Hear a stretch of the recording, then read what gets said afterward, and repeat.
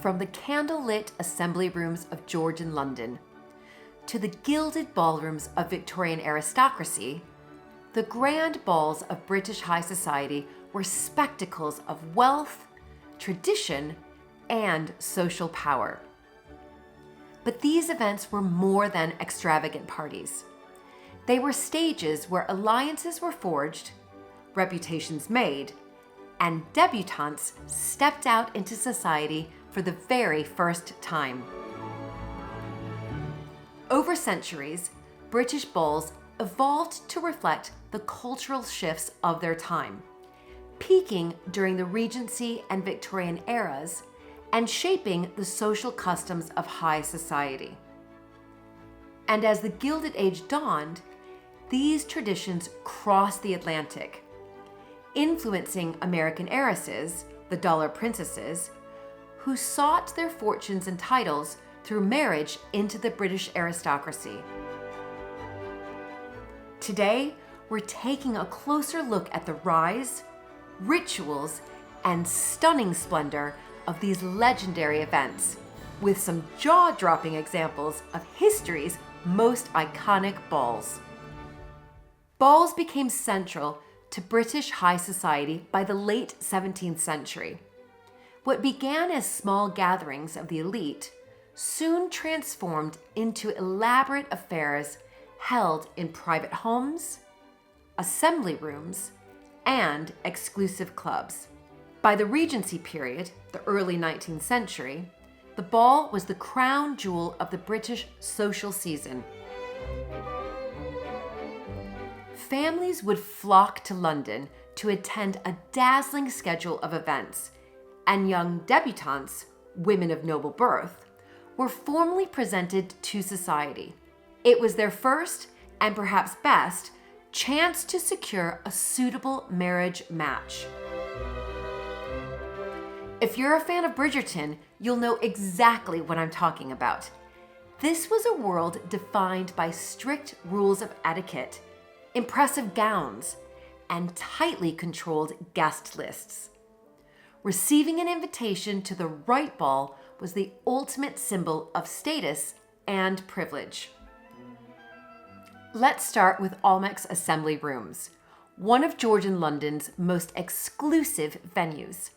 Established in 1765, Almack's balls were the pinnacle of prestige. If you wanted entry into high society, this was where you had to be seen. But getting an invitation? Well, that was no easy feat. Only a select group of lady patronesses, the ultimate gatekeepers, could grant access, and they weren't easily swayed. Invitations were rare, and latecomers, no matter their rank, were famously turned away at the door. Almack's wasn't just about dancing. For debutantes, it was their debut, their formal introduction to the upper echelons of society. Here, they would parade in white gowns symbolizing purity, while eligible gentlemen in their finest tailcoats watched carefully. It was all about appearances and alliances.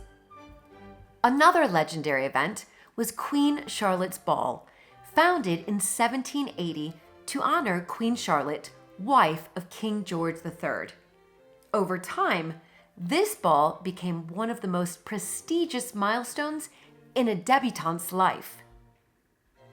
Each year, noble and upper-class families sent their daughters to be formally presented to society at Queen Charlotte's Ball, marking their transition from girlhood to womanhood.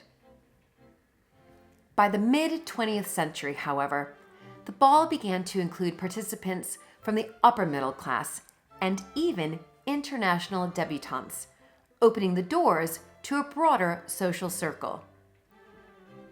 Today, Queen Charlotte's Ball remains an enduring symbol of British high society, offering young women a connection to the past while adapting to a more inclusive modern era. One of the most spectacular balls of the Victorian era was the Devonshire House Ball, held in 1897 by the Duke and Duchess of Devonshire. Hosted at their London mansion, Devonshire House, the event celebrated Queen Victoria's Diamond Jubilee, a historic 60-year reign, and showcased the power and grandeur of the British Empire. This extraordinary fancy dress ball welcomed over 700 guests, including aristocrats, socialites, and European royalty. The theme for the evening was historical costume, and the Duke and Duchess requested that guests arrive dressed as historical figures. Guests turned up in an array of costumes, from Elizabethan courtiers to figures of Greek mythology, all wearing jewels and fabrics that reflected the immense wealth of their families. The ballroom of Devonshire House was transformed with flowers, tapestries, and chandeliers, creating a dazzling setting that was widely covered by the press. The Devonshire House Ball marked a high point in Victorian social life, and it remains a legend among the great British balls, remembered for its grandeur and its celebration of a monarch who had become a global symbol of Britain's power and influence. Although this grand event took place across the Atlantic, James Hydes' 1905 ball was a striking example of American high society's attempt to emulate British aristocratic culture. Held in New York's opulent Sherry's restaurant, the ball was a costume affair inspired by the French court of Versailles. Hyde, the heir to the Equitable Life Assurance Society fortune, invited 600 of New York's elite to this Versailles-themed extravaganza, drawing heavily from European traditions. The guests at Hydes Ball arrived in lavish 18th century attire, with towering wigs, embroidered gowns, and intricate jewelry. The ballroom itself was decorated to resemble the palace at Versailles, complete with crystal chandeliers and tables piled high with candelabras, silver, and porcelain. The event was both a celebration of Hyde's immense wealth and an opportunity for New York's social elite to position themselves alongside European nobility. However, the event was also a point of controversy for Hyde, who faced intense criticism for the extravagant expenditure and eventually had to relinquish his fortune. That's right, this ball ruined him. Heides Ball was a quintessential display of Gilded Age excess and a nod to the prestige associated with British and French aristocratic culture. It was one of the final grand events of its kind before changing attitudes and economic realities began to reshape the world of high society. The outbreak of World War I in 1914 marked a turning point for the British aristocracy and their cherished traditions. The devastating impact of the war on Britain's young men, combined with the economic toll on families, led many aristocrats to sell their London homes, leaving behind the grand ballrooms that had once been the center of their social lives. Post-war austerity and a shifting social structure meant that grand balls were no longer sustainable, as they came to be seen as a relic of a bygone era. With more events moving to public venues, the exclusive nature of the social season began to dissolve.